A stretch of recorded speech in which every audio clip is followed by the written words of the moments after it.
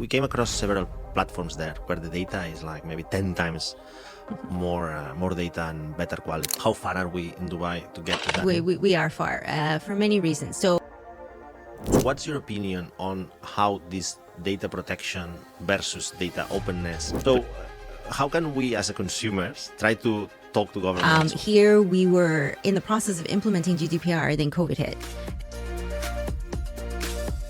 In the real estate market, which benefit do you think each stakeholder takes from this? I always say without data, you're just a person with an opinion. What have been the changes in the trends? Are people looking more for... What's your take on short-term rental? What's your opinion about data? So in Dubai, short-term rental is a thriving... You can starting to see a trend of selling prices going.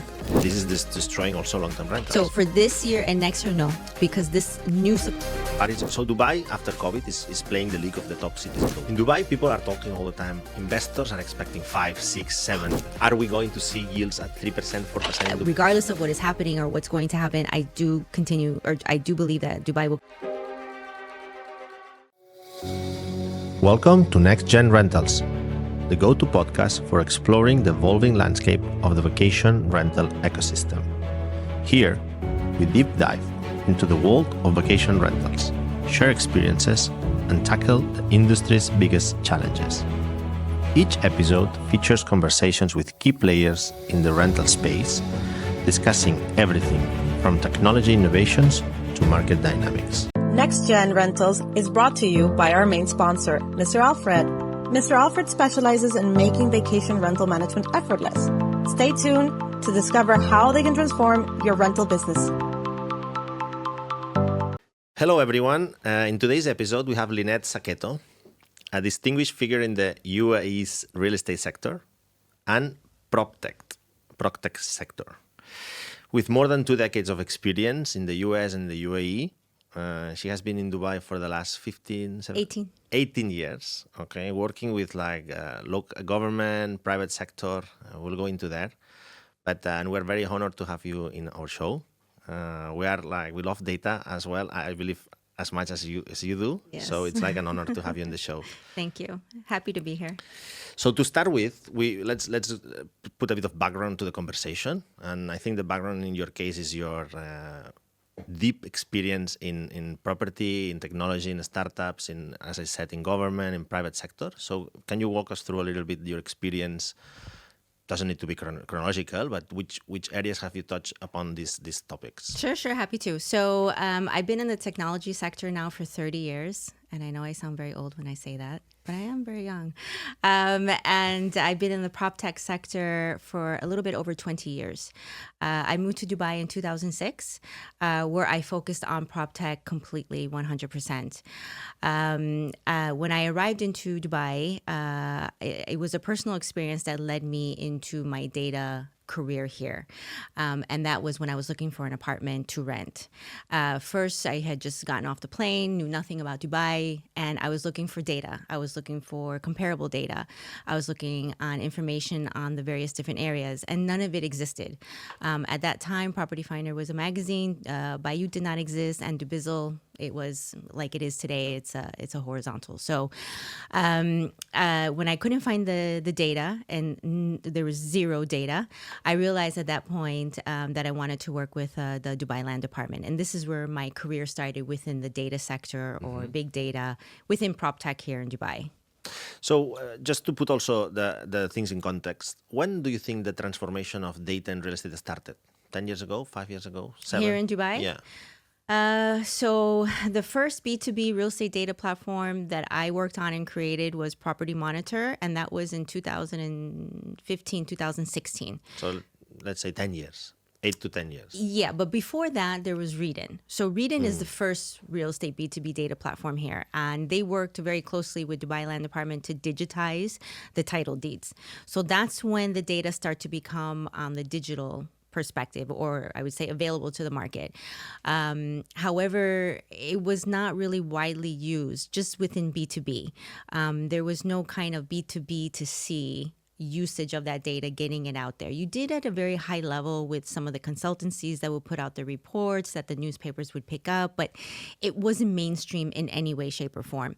So when I was putting together Property Monitor, in my mind, I was, I came from the U.S., I worked on technology and Proptech in the US, and I know how the data is used there by B2B for the agents, the real estate companies, and how it's put into the market for the consumers to use.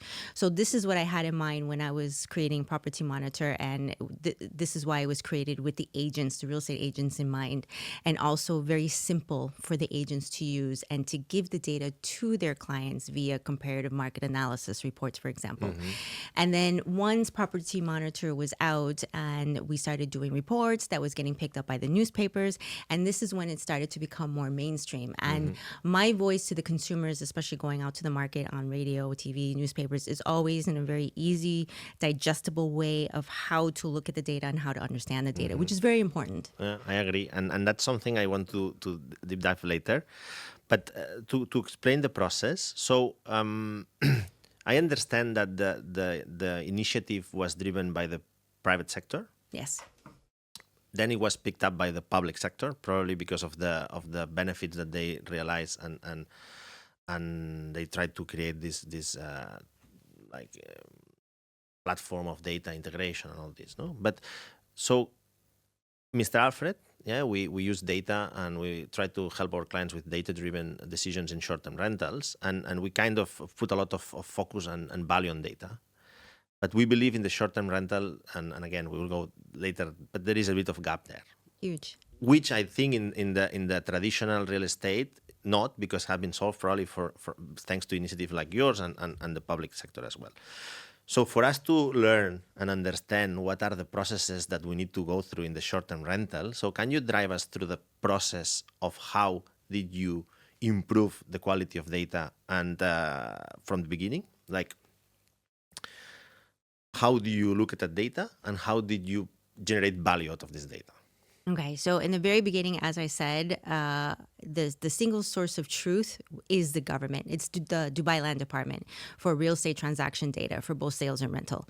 So in the very beginning, that's where I knew that I needed to go to acquire more of this data, to put more of it into the market for the real estate agents in the B2B part of things, and then give them tools to put it out for B2C to their clients, as well as for me to give out the information to the consumers as well.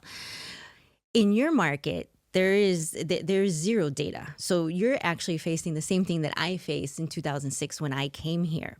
Now, why is there no data? Because Dubai Land Department doesn't track short-term rental data because short-term rentals are registered with DTCM. DTCM does not track the short-term rental data because it's each individual companies that have their portfolio of short-term properties. So each of these entities have their own data sets.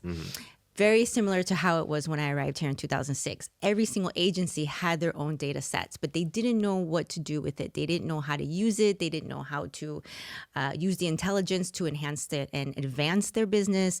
And certainly they were not thinking about how to put it out there to the consumers. So you're actually in a very infant stage as a pioneer in what you are trying to do. So it's a great place to be because you can drive it, you can collect and correlate the data, and you can create the platforms to serve the data for B2B and B2C. So it's a very great place to be in. I agree, but we also need to learn from the experience. So in this creation of the platform, in this curating of the data, so where did you find the most challenges? In access to data, which you said probably yes, but the data was, so I understood the data was there, but maybe the access to this data was not easy. But when it comes of the data points, so how did you find which data points were collected by the government and which data points were missing in order to produce actionable data? So this is the data in the question, but I mean, this is the very complex part in the work that myself and my teams did, because there's the information from the government, but there's first of all, it's not cleansed, so you need to clean it. Correct. Second of all, it's not matched, so you need to make sense of the data. Correct. So you need to have very good data to work with to produce good output, because garbage in, garbage out, you need good data in for good output out. So it's and here in Dubai, there's so many different characteristics to the real estate data sets that you kind of need to put together to create that cleansed set. So for example, you need to match the areas. You're going to have the same issue. So what an Arabic name versus what an English name is. Also, the districts. For example, there are certain districts that cover 3 different master communities that you would have to then split out to understand this particular transaction took place in this one versus the other one. Then you would need to do your matrices for matching the developers and the developments by the square footage. So there's so much cleansing that goes into the data today, still very manual. So when I was at Property Finder, we utilize AI to try to cleanse the data for us as much as possible. For apartments, we were able to get an 80% efficiency using AI to do the cleansing. However, for villa townhouse communities, because it's so difficult, because those properties are characterized as land on the title deed, so you really don't know if it's a land or if it's a villa or if it's a townhouse. Only about 50% we were able to cleanse through AI. The rest is manual, and this is still the case today. So anyone that's utilizing the data, all of the B2B real estate data platforms, this is the scenario that they're going through today, and this is what you will be going through as you are collecting the data and cleansing the data. It's just about doing the matching, the matrices between the developers, the communities, the unit types, just to make sure that the data is right first to begin with. Very good. So I agree, and I think that's key, to have a good data. And when it comes to transforming this data then into something that can be marketable, so that someone okay, you are an expert in data and you can check all the data and make decisions, but for anyone in the street to use data for decision making, which do you think are the key points there? Like, can be the user interface, or it can be the namings, for example. That's simple things that make it easy for consumers. So this is what can make or break a platform. And I've seen so many different data platforms, B2B, B2C, but let's look at what we have in the region today. So you have some platforms which are fully robust with the data, however, a little bit more complex to go through and understand. And you really need to be an expert in real estate as well as somewhat an expert in the data to disseminate the information. And then you have some very easy platforms, which are B2C centric, where the UI UX is very easy to use. You get more or less the data that you need, but if you want to drill down and get into the nitty gritty, you're not going to get it from these type of platforms.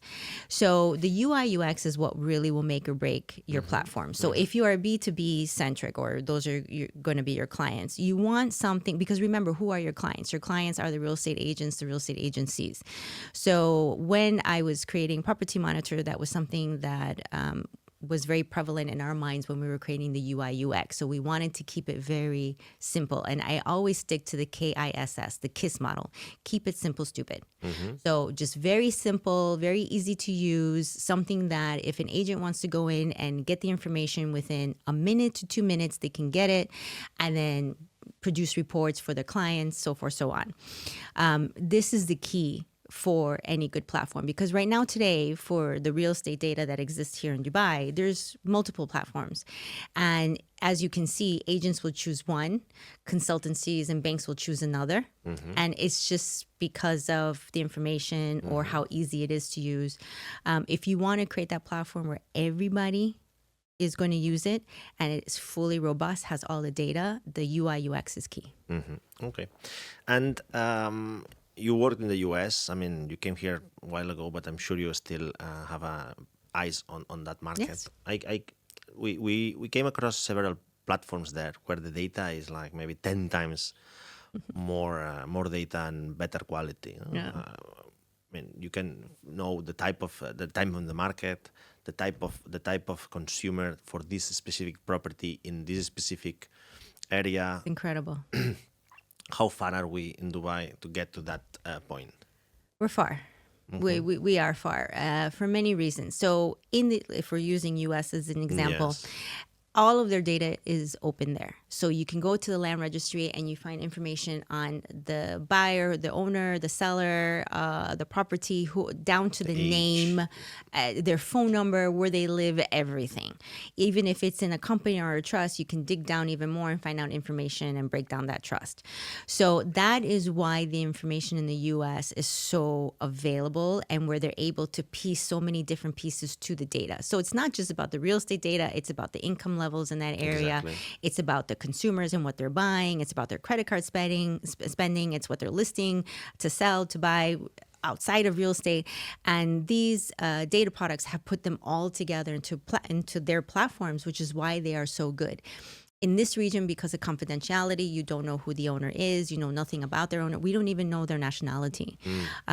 Sometimes we get to know their gender or their age, but that's the extent of it. So not knowing nationality, not knowing anything about that consumer and their spending and where they're spending their money, it's that limitation which puts us far away to, for example, the US. And then if you go to Europe, then you have a lot of data protection. Yes. So what's your opinion on how this data protection versus data openness plays a role into the consumer? Because in the end, we might think that these platforms help the real estate agents or the brokerage. But at the end, in my opinion, this benefits the consumer, Yes. right? Because you make a better educated decision into buying a property. You buy the property, not the broker. No?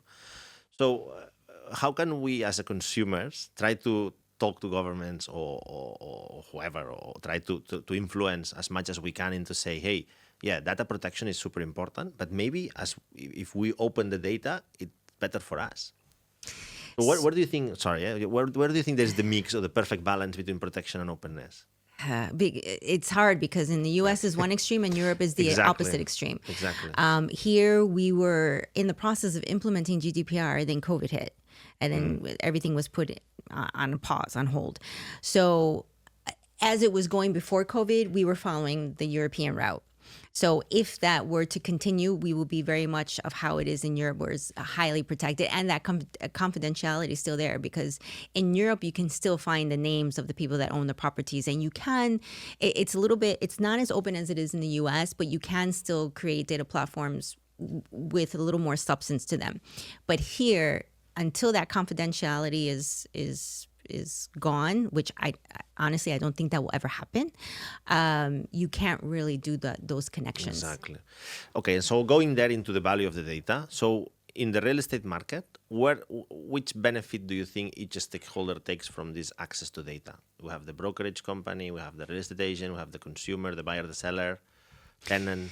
Yeah, so I always say, without data, you're just a person with an opinion. So as a real estate agent, let's start there. Whatever market you're working on, or whatever area, whatever building, you should know it inside out, including the data, the stats, how it's performed over the last quarter, how that compares to the previous quarter, year on year, month on month, so forth, so on. This information is very important when you're having a conversation with a client, with a buyer or the seller. So if you're working with a buyer, trying to help them find the right tower or the right area within your specialty, or if you're working with the seller, trying to give them enough information on how they should price their unit to sell. All of this comes from the data. You can have as many opinions as you want, but that's not going to drive the market, and that's not what's going to help you as an agent at the end of the day. Now, when it comes to the owner, the brokerage owner, this data is super valuable for business development and for growth and for strategic business strategy, to see what areas are trending, what people are searching for. So when I was at Property Finder, we created Data Finder that had a search and demand element, which came from the searches on the portal, which doesn't exist on the other data platforms, which is super valuable. I still use it today. And this is really important to understand what have been the changes in the trends. Are people looking more for apartments? Are they looking for townhouses? Are they looking more in Dubai South since the announcement of the airport? Since the floods, are people straying from one area to another? So you find these trends in real time on these type of platforms. And it's super important for an agency owner to be looking at this to understand where the market is trending and maybe where they should be focusing their agents on, or if they're looking to open up a new office. For consumers, super important. As a consumer, whether you're a buyer or seller or thinking about getting into the real estate market, you should understand the data and you should understand the market and how it's doing overall, as well as the areas that you're looking to buy in or sell in. It's very good to get the opinion of the real estate agents. However, you should already go in with an opinion before you start a conversation with an agent, just so that you're educated enough and you're not and that you have a stake in that conversation with the agent. Yeah, then you get influenced by Exactly. probably a hidden agenda of the agent. That happens. That happens. Very good. So now we understood the context of real estate and your experience and expertise. So now let's now move to short-term rental, which is, obviously part of what we do on a daily basis. So first of all, what's your take on short-term rental? What's your opinion about the impact? Because it has grown like 3x the last couple of years. It's everywhere now. Everyone talks about it. So how do you see short-term rental in the current environment of the real estate in Dubai? So in Dubai, short-term rental is a thriving business sector because of how Dubai is structured. It's number one. So in 2022 and 2023, Dubai was the number one tourist destination according to TripAdvisor. Correct. And of course, at one point there was a limitation to the amount of hotel rooms that we had, and this is where the short-term rental boom started, and it started to do very well, and it continues to do very well. Now, in the short-term market, there's a lack of data. There's zero data. So it's very difficult for a person who wants to buy a short-term rental to understand where is it good to buy. There's other tools in the market, but they're all based in the US, and they try to capture this market, but it's very difficult because it's not. I truly believe in order to have a proper platform, it should be homegrown. It should be from this region. Strongly agree. As you are here. So the short-term market, fantastic, doing very well here, continues to grow. But right now, and you can tell me better how many short-term rentals there are in the market, it continues to grow. And now I personally believe it's a matter of strategic placement, like where you're buying these short-term rentals, as well as pricing. Yeah, I agree. And this is what we need in the market. Yeah, and we're working on that. So today we have around 25,000 units in Dubai. Okay. When we started in the market 7 years ago, 3,500. Wow. Now, it's 10 times growth, which is impressive, and with a dip during COVID. So it's like double times high growth. And that's actually when they started to do very, very well. Correct. In COVID. Yeah. Correct. Before COVID, there was a little short-term rental was already the difference. Like just to understand what's short-term rental in Dubai. I mean, we had operations in Europe, in India, in Australia as well. So Dubai has a very, very low barrier to entry for short-term rentals. The license is $100 a year for a one-bedroom. Whereas, for example, I come from Barcelona. In Barcelona, there are no more licenses. So whoever has a license has a treasure, because it's like you do 2 times or 3 times the long-term rentals. So here there is a lot of permeability between long-term rentals and short-term rentals. And that allows us, so that comes to my next question. There is also the elephant in the room that if you are honest and transparent, and we are, and a lot of companies are in Dubai, in some areas, long-term rental is beating short-term rental. Yes. So why do you think is that? How do you think it will evolve? I mean, I know there is no data in short-term rental, but you look at data in long-term rental, I guess, as well as and buying and selling. So why do you think this happens? How do you think it's evolving? Do you have any opinion about, which is difficult, I mean? I do. So I personally have a few short-term rentals, and I really dug deep into this because I wanted to understand, was it worth to put it on short-term rental, or is it worth it to put on long-term rental? And honestly, the number one reason why long-term is better that I found in my areas was because of the service fees that were being charged by the short-term rental companies. Because it's very high. And if you look at that along with the rate that the unit is being occupied throughout the year versus a long-term rental, in the areas that I was in, long-term beat it by just a little bit of percentage, but it still did better. Correct. These were the two underlying factors. Now, because of the lack of data, when I was working with my short-term rentals, because I was handling them myself, which was very painful. it was very hard to understand how to price it on a daily basis, what my competition was, what the vacancy rate was. Yes, I had tools available to me, but it really didn't crack it for me. And it was very intensive, and I was not happy doing it. I did not want to do it. So this is why we decided to go long-term on everything. Let's take a moment to thank Mr. Alfred, our sponsor. They're not just a property management system. They're a comprehensive solution for vacation rentals, offering everything from dynamic pricing to efficient marketing. Their intuitive platform simplifies operations so you can focus on growth. Excitingly, Mr. Alfred now offers a free light version, including a channel manager with connections to over 60 OTAs. To learn more and to start streamlining your rental business, visit mr.alfred.com today.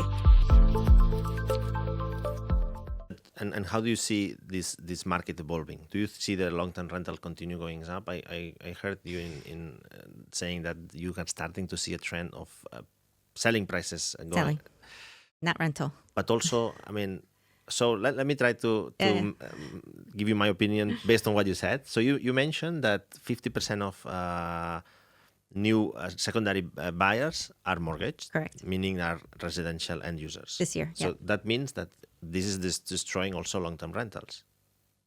Yes. However, you also need to look at the rate of population growth. Also more supply. Yes. That's the other one. Yes, So correct. if we have high supply, high demand, because there's more people coming, but also there is a destruction of local demand, which for me is good for short-term rental as well. Yes. The end question is, do you see long-term rental prices also correcting a little bit? Or So for this year and next year, no, because this new supply coming into the market, majority or the big chunk or half of it is going to be in 2026. So in 2026, we're looking to have about 100,000 units completed. There's 240,000 units under construction today.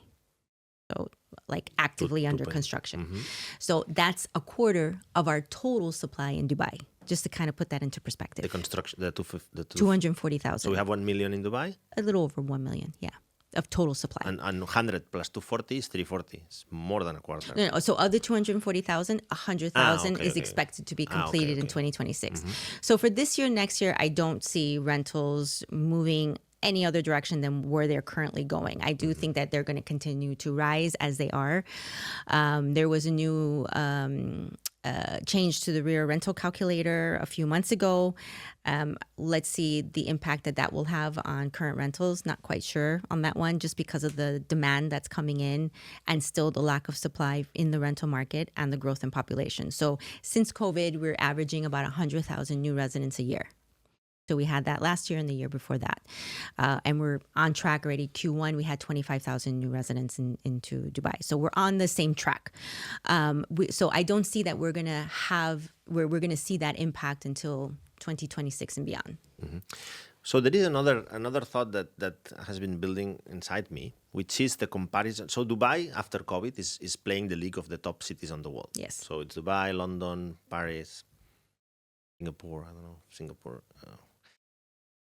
But if you look at Europe, if you look at London, what's the yield that an investor is looking at in London? 2, 3, 4%? If they're lucky. If they're lucky. If they're lucky. Correct. So Same in the US. Same in the US. Yeah. Same in my Barcelona. Yeah, 3%. There are taxes still, no? But the 3% is net. In Dubai, people are talking all the time. Investors are expecting 5, 6, 7. Correct. If in short-term rentals you don't do 9%, it means you're a bad company, which I'm trying to challenge because I want to be transparent in the opinions that we provide. But let's say that Dubai needs to converge into the worldwide top cities yield in real estate. That means either rentals go down or price go up. So are we going to see yields at 3%, 4% in Dubai, or somehow the market will continue balance at being at 5, 6? So what do you advise people investing here? Shall they look at maybe a correction in yields in the coming years, or Dubai, do you think it will be a high yield market? So I think, in my personal opinion, Dubai will continue to be a high yield market. I don't have a crystal ball, so I don't know what's going to happen in 3, 4, 5 years from now. I can tell you in the next year or so. But regardless of what is happening or what's going to happen, I do believe that Dubai will continue to be a high yielding market, just for various different factors. We are the hub in this part of the world. The government is very proactive. They're constantly bringing in new regulations, new incentives to bring in foreign direct investment. That will continue. So as long as that continues, the population will continue to rise, the demand will be there, and tourism. I mean, this tourism exploded over the last few years. I've been here 18 years, and for example, I never came across any Americans here. Now, every time I turn around, I'm coming across Americans visiting from the U.S., which is far. And now they're investing here as well. So, and you're having other countries that didn't traditionally invest in Dubai started to invest since COVID. That will continue. Okay, so. Yeah, so we can be aggressive in the analysis of yield. Okay, so look, let's move to the next part of the conversation, which is your new venture that you launched a couple of months ago. Officially yesterday. Officially yesterday. But we've been working for the last the last few months. Yes. I didn't know officially yesterday. I mean, when I spoke to you, I knew you were doing this because it's everywhere. So I mean, I was checking the website, and congratulations. Thank you. So it's called Real Trust UAE. Yeah. So can you explain us a little bit of why the problem that you saw in the market and why this and why now? So for years, as I was working with the open data initiatives and Muasher and everything with the government and within the real estate industry here, I always saw gaps and pain points in the real estate transaction process. It was not digitized, and there were so many issues. It wasn't properly servicing the buyer, the sellers, especially foreign investors. However, I didn't have the time to work on it just because of the other initiatives I was working on. So now I did. And this is when we put together Real Trust, which is a digital conveyancing and escrow services company. And we're helping to solve the pain points of the real estate transaction, digitizing it from when the time of the MOU gets signed, Form F, to the end when you transfer the registration trustee. We are a neutral third party, so we service the buyer and the seller. Our fiduciary duty are to them, as well as to the real estate agency that brings the clients to us. From an escrow perspective, there's a lack of escrow services, license, regulated escrow services as I know them, for example, in the US, like you have title and escrow or you have lawyers. In the UK, you have solicitors. In Europe, you have notaries. I think in Spain, you guys have notaries as well. Yeah. Everywhere. So that process did not exist here. So we put that together. We have options or license out of DIFC and ADGM. To do escrow for various different scenarios. There's not one case that's the same. And that was something that I really took upon personally to see through, because I have a large network of foreign investors, and they were not secure with transferring their money here because of the options that were available to them, which weren't many, and they were very convoluted. So to be able to bring them options that are licensed, secure, regulated, streamlined, make sense to them because it's very similar to how it is for them back home, regardless of where they're from. That was a huge, huge one for us. So try to digest a little bit all this for the people that are not from the industry.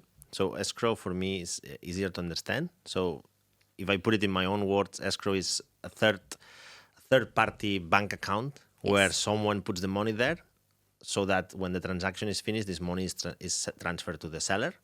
To the various different parties involved in the transaction. Various different parties. Yeah. The problem in Dubai is that this today is handled by one of the parties involved, and therefore you might have problems there. So here today, it doesn't exist until now with Real Trust. So what you would do. But how does it work today? Like this money, who's taking care of this money? So there's various different creative ways how it has been working. So for example, as a foreign investor, you want to transfer your money here to buy a property cash, right? So let's say you're from Spain. You would transfer it. You had options to transfer it to a foreign exchange, which will then take your money, convert the exchange rate, and then from there they use third parties to produce manager's check. That's the difficult part here. So in order to buy a property here in the UAE, you need to produce a manager's check from a local UAE bank. This is the pain point. So how do you produce a manager's check from a UAE bank if you don't have a UAE bank account? So this is where all the various creative ways started happening. So from Spain, you can transfer it to an FX company. There are brokerages here who have, I call them diversion companies, where you transfer the money to and they can produce manager's check from. I've seen instances where money was transferred to buy gold, and then upon selling the gold, manager's checks were produced. I've even seen instances where money was transferred to an account of a person that knew someone at the bank that can produce manager's check. And also a lot of POAs, no? Or that's nothing to do with this. The POAs help to get a lot of the processes done. But remember, here in Dubai, an agent involved in the deal cannot take a power of attorney. This hasn't been enforced, but it is part of the regulations. But I dealt with a lot of people, I don't know if they're agents or that have the POA of people abroad, and they deal with us as the person, as the investor and the owner. Correct. So these people get the money, collect the money, transfer the money. It's very dangerous because Correct. you're not It's licensed. It's a trust-based. It's 100% trust of business. someone you don't know Correct. who that person is. Correct. Yeah, But that's quite common, if I'm not wrong. extremely common. So when I was doing the due diligence, the research, and all the interviews before creating Real Trust, when I learned, I knew this at a high level, but I didn't really know the nitty gritty of it. Stuff. And then when I realized, okay, these foreign investors are transferring money to individuals they never met, they don't know who they are, and it's purely based on trust for millions of dollars or euros, it just blew my mind. Yeah. Because I wouldn't do it as an investor. Yeah. So I agree. There is a problem there, and But then we fixed it. yeah, exactly. But But there's a lot more work to be done. Don't get me wrong. But in my opinion, when you create a product that is innovative, the most important part is the problem is there. Because if the problem is there, if you have a solution, success is granted. And the other part, sorry, I forgot the concept. Digital conveyancing. Digital conveyancing. This is more complex, so I cannot even say it. I think it's, let me say it myself because maybe the audience will resonate with me. It's the process between signing Form F. Yeah. By the way, Form F is kind of, what's Form F? It's the MOU. It's the MOU between buyer and seller. Sale purchase agreement, When you outline the conditions, the price, Correct. payment terms, and everything, and then it allows you to finalize the mortgage if it's mortgage correct. If it there's gives a you mortgage, some time. yes. Okay. So between this MOU, which is it binding, the MOU? Yes. Okay, binding MOU and the actual transfer of the property. Correct. So all this time, that sometimes in Dubai is 1 month, 2 months. It depends. If it's cash on cash, it could be 1 week. Okay. If it's a mortgage involved, it could be 2 months. Correct. Okay. So this process. So Is that's the part of the conveyancing, process. yes. It's called conveyancing. And so what are the issues there? So the word conveyancing comes from the UK. Okay. I never heard of it until I came here. So in the Okay, so US, I'm in the not US that we do title escrow. In Spain, you guys do notary. So your notary is the one that handles the conveyancing as it's done here. So once the Form F or the sale purchase agreement is signed, we handle the entire process dealing with the buyer, the seller, the banks. If there's a mortgage that needs to be released, if there's a new mortgage that's coming into play, we handle the NOCs with the developers and any issues that come in between. And believe me, there's always many issues that come in between. You very rarely see a transaction from beginning to end without any issues, even if it's a cash. So within that conveyancing process, we handle everything on behalf of the real estate agent and the buyer and the seller. So I recently was involved personally in a transaction, and all these things, I didn't know that they existed. I didn't know they had so many risks. And in my case, it was handled a bit from the agent, a bit by myself, a bit by the agent, a bit by the mortgage advisor.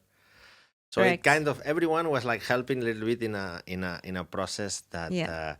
So who is your client? Is a buyer? Is a seller? Is a brokerage company? Our client, at the end of the day, is the buyer and seller. This is who we have our fiduciary duty to make sure that the transaction is handled legally from the beginning to the end.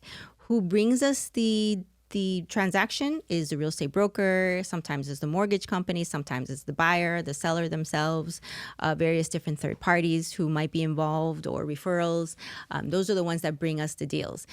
As a neutral third party, we don't have any game into the deal as far as the commission is concerned. So we're not commission driven in this. So we really are a neutral third party to ensure that everyone's best interest is at hand, which is what differentiates us from other type Agents. of And conveyancing. what's your that's done. pricing model then?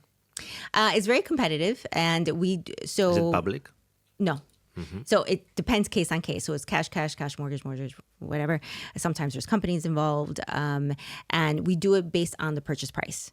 So that's very non-traditional here. So traditionally, it's just one flat fee for conveyancing, regardless of how much you're paying. So if you're buying a property for $700,000 or $7 million, it's the same, which I never understood that. So we do it based on the purchase price. Okay, very good. And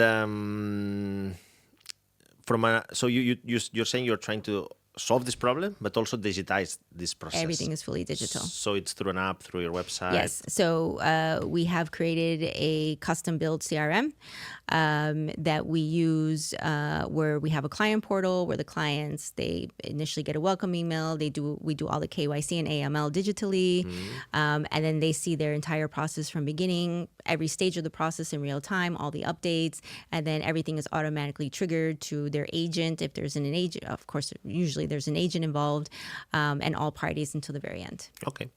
Very good. So for the audience, I mean, we're going to put the website in the comments and everything. But anyway, Real Trust UAE is quite easy to remember. Yes, realtrustuae.com. I Googled it and it was the first search result. Oh, so very congratulations good. to your SEO, SEO we're doing team. good. Okay, so look, we're reaching to the end. I think we got a lot of things to work on, especially in data and short-term rentals. So I think we have I'm looking forward to it, really. I think we have a lot of homework to do to catch up with the traditional real estate. But anyway, that's challenging, and that's what we're here for. So I'm very excited. And we always finish with a question, which is if you can share with the audience, how do you get inspired in terms of books that you read, podcasts that you listen, people that you follow that maybe our audience can also refer to them for advice, or mentor, or maybe you have personal mentors, or...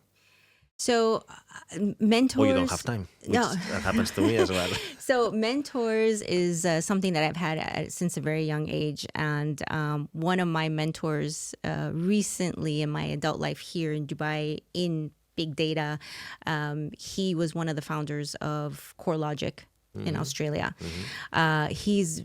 Him as an individual is just very inspiring to me, which is what has led me to be a mentor, which is also very inspiring to be able to mentor young adults or even professionals in the market, and to help guide them. And I do a lot of that. Of course, there's people on social media that I follow. I really like Elaine Cardone.